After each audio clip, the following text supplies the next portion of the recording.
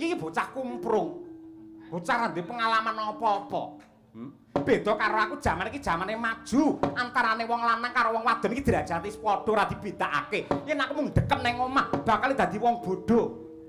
Serah wong ki baku njembarake pengalaman lan uga njembarke liya-liyane ngono lho. Tegese kawruh lan ngelmune. Angger dolan mulih bengi seneni. Ora ngerti karo majune jaman kaya ngene wae. Ning kaya ngono ki ora patut merga sing jenenge wong wadon ki tanpa beda kaya piring beling kae. Wong wadon iki piring beling, wong lanang ki piring seng. Yen piring seng kae sedina ceblok ping 7 ora bakal pecah, popole mung penyok. Beda karo piring beling. Pisan kuwi ceblok ambyar selawase.